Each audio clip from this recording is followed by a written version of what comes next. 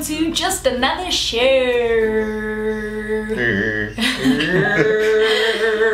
12 seconds later.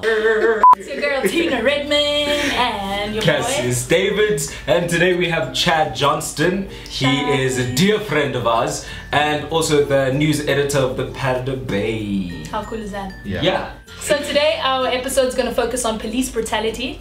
We've been seeing a lot of violence on the news with regards to fees must fall. What's going on, guys? Why are the police so aggressive? And is it the students? Is it the police? Firstly, thank you. Thank you very much. This is a cool show. I love it. So I think what the main issue here is that the students they're calling for a specific movement, which is free education.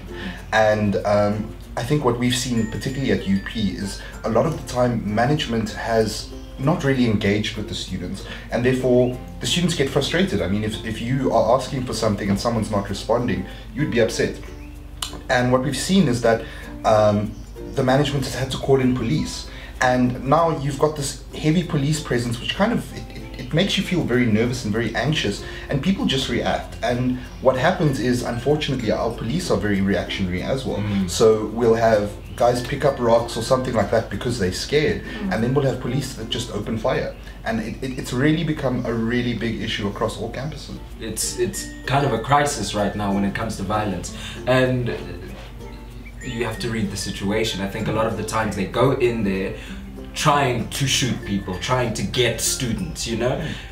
So it's I think watching it, I think that they're trying to get the students to react so that they look bad. Now the movement has to stop. Because I was reading in the Mail and Guardian that literally now police are actually going to fetch student leaders.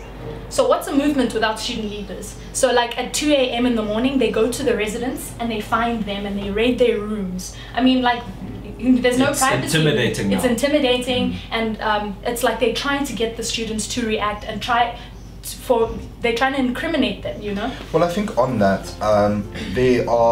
so here at Tux, we've had a couple of student leaders that have been directly involved in the movement and in the protest. But what we've seen at Tux is, I mean, I've got the figures. I think the damage at Tux is something like 30,000 Rand, which in the greater context of things is not a lot of damage, which tells you then, obviously, that these protesters have been relatively peaceful. Yeah. But what the police have done is they've gone in and they've arrested certain individuals to shut down the movement, because if you don't have a leader or a figurehead, everybody else runs around like you don't know what to do. So we've seen it where you know, specific student leaders have been targeted. They've gone to prison. I mean, there were 2 guys that were in prison, not even in holding cells. They were moved to a prison. And as a student, you know, you're sitting with rapists and murderers, and you're here fighting for free education, and it demoralizes you, because you're sitting there, you're sitting with people who are viewed as criminals and degenerates to society, and you put in that same group.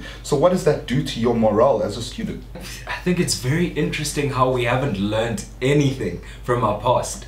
This sounds exactly like apartheid to me. And that's what a lot of the students are saying. There's a lot of apartheid tactics being used. Yeah. You know, going to, there was a student leader from UP who she was at her house, and at about 5 o'clock in the morning, they came in and they arrested her. So, you know, luckily a lot of the student leaders have received bail, and you know they've moved on from that. But the issue is here: why are the police headhunting? Why are you witch hunting students? They've gone to the point where they're asking like authorities in different universities to actually give out lists of the names of the students so that they can go actually find them. And I think the difficult thing here is, if you target people like the leadership, who controls the situation? You can't control the situation through violence. People don't react well to violence.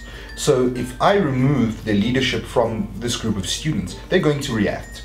And they're going to react in a specific way. And some people, they don't have any other means. The students are very much, they don't have much means. They, you know, you pick up a rock and you throw a rock because that's what you've got. Police have guns. So you take these people away from their followers, if I can call it that, and you almost leave them headless, and you almost let them run around, and that's why we're seeing a lot of reactionary violence.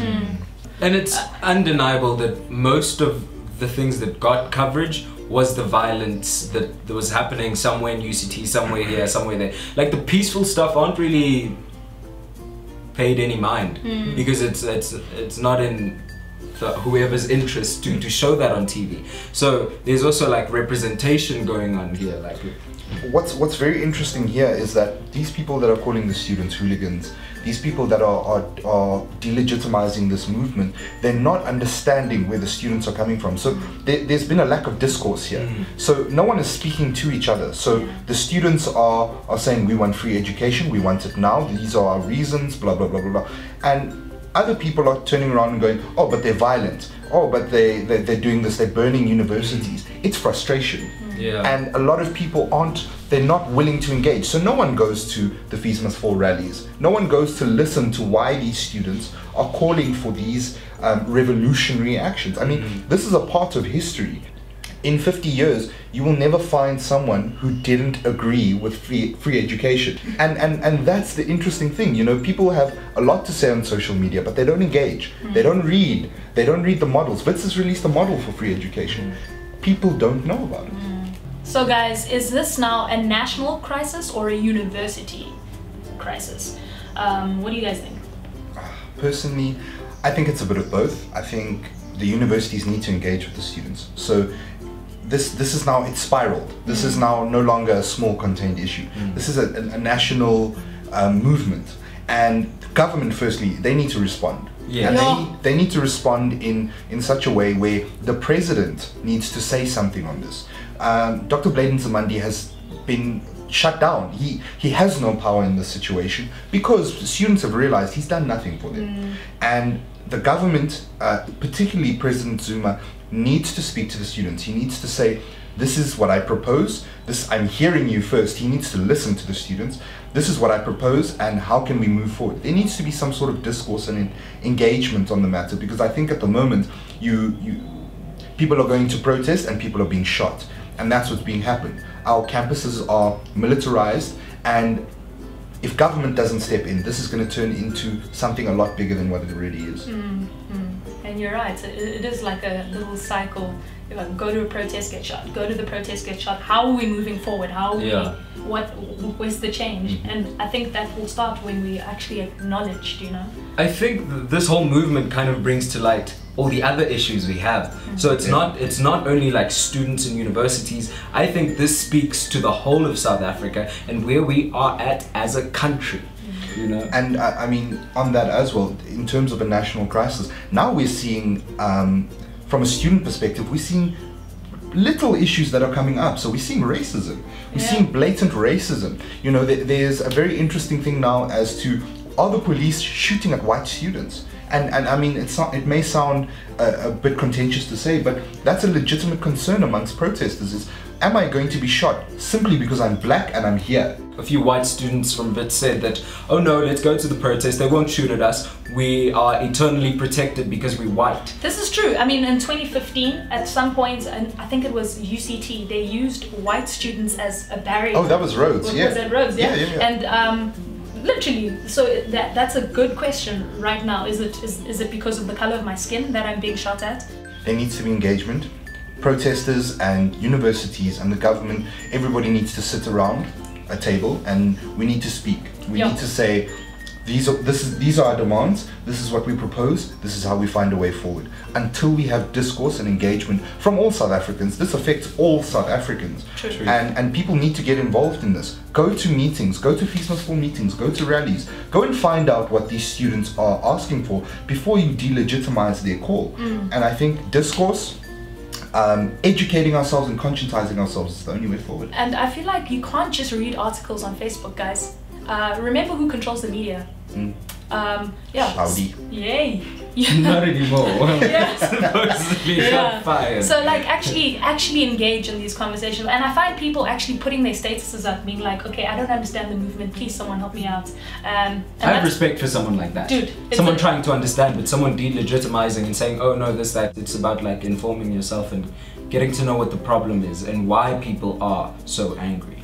Guys, comment on each other's statuses, comment on this video, get involved in the discourse, and let's speak. It's a revolution, guys. Thanks, and join us again next time. Just another show.